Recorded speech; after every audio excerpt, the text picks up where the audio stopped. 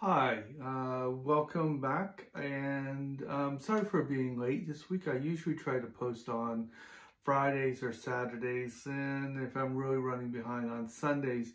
But unfortunately, I was out of town on family business, and then I had a washing machine breakdown, and I had to go and spend some money on that. And then we had some car problems as well.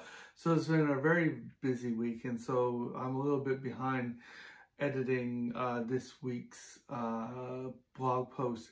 These blog posts tend to reflect stuff that happened a week or so ago. It usually takes me about a week to do the editing, and then so the information in the blog post is running about a week behind the actual day that I actually posted.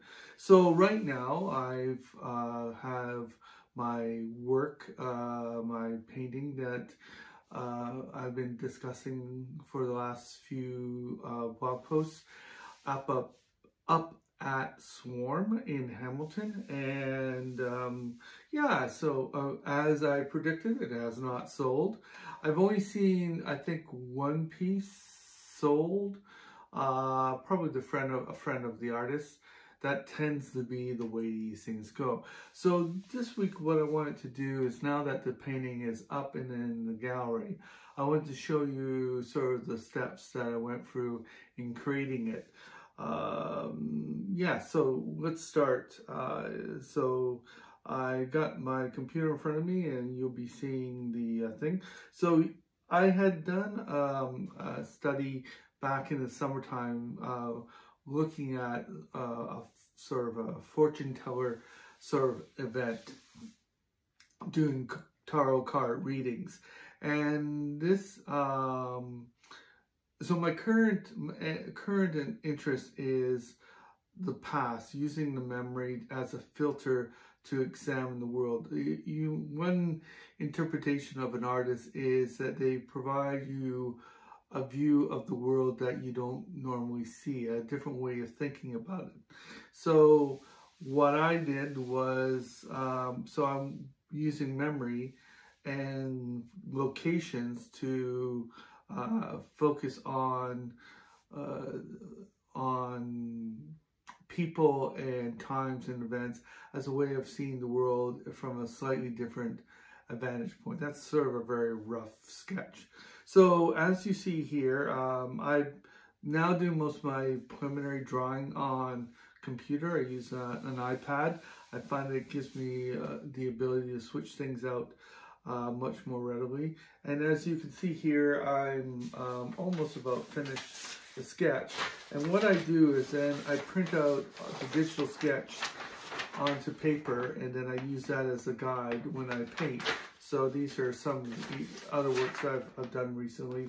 And then here is the draft of the work that ended up going into the Swarm show. So again, it gives me the ability to move things around, to sketch out everything and change colors. And as you can see here, here's the actual print that I just showed you.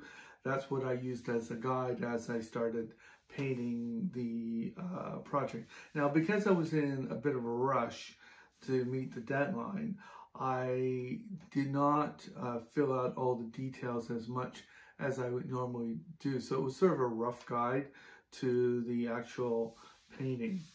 Now, as I've mentioned before, I like working very large. I don't usually work small, and the piece that I submitted for me was a small work. So instead of going out and buying some more stretchers and braces, I decided to recycle an existing painting stretcher and put new canvas on it. I kept the painting. It's an abstract work from a few years ago, and I've kept that, and I can always re-stretch it on another stretcher. But because I was pretty confident that the work wouldn't sell, and I was still this is still a work in progress.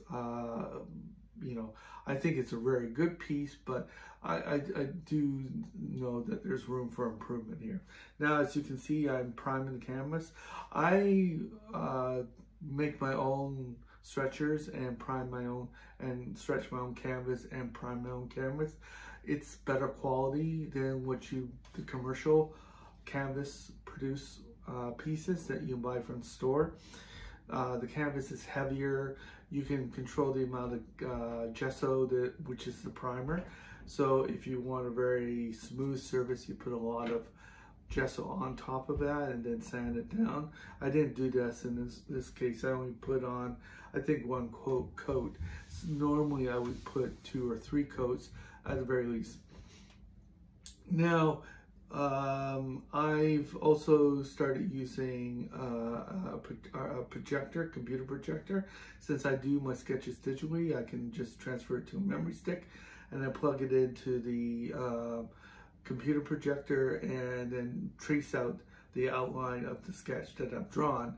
Then I go back in, we just showed you a couple minutes ago, or a couple seconds ago, I go in and rework the sketch. So it basically helps me place all the objects and figures onto the canvas, and then I rework them, the sketch up to something more polished. Then I apply the paints. Now at the moment I'm working with acrylic. However, I think after this painting, I'm going to move to an acrylic base first and then top it off with oils. I want to show more mark making, more brush strokes in the future. That was one of the insights that came out of this particular project, that I need to make it more painterly in its appearance than currently. It's too much of like an illustration. So this is an issue that I'm going to have to work on quite a bit, and since oil has very much its own character, it's not an easy thing to pick up, and there's also you know, environmental concerns as far as in the studio, making sure you have good ventilation. So as you can see here, I'm now filling in the base layer of the painting. I block out all the colors. I find that because each color influences your perception of the other colors on the canvas, it's better to block everything out before going into detail and building up the different elements of the painting.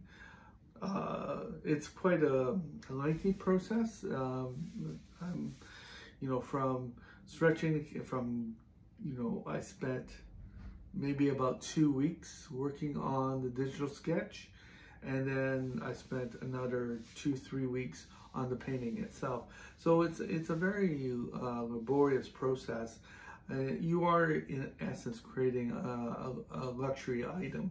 That's why paintings cost so much, is that, you know, if you count it just as even a minimum wage project, the amounts get up there based on the number of hours you put. And if you go into a gallery setting, you can guarantee that the artist only gets about half of, or maybe even less, of what the gallery is charging. Now they have legitimate costs. They have to, you know, their rent, hydro, you know, water, promotion, and what makes a good gallery from a poor gallery is really their mailing list. This is really all a gallery is. It's a mailing list. How good is their list of potential buyers? If they don't have a good list, then it's just a vanity project. And in a small market like Ontario, even Toronto, which is in the scheme of things a fairly small market when you compare it to cities like Los Angeles, New York, London, Paris, Hong Kong. Those are the major markets. They support a lot. Now, as you can see, I'm just getting into the final stages here. And this is almost basically, we're about finished. Now the painting in the back you see was the inspiration for this one. And here's the finished product, already framed and ready to take off to Hamilton Inc. for the Swarm show. I found this a really good exercise. I need to relearn a few things about the figure. I admit that it's not perfect, but I do feel good about it. It's a good stepping stone for what I need to do in the future.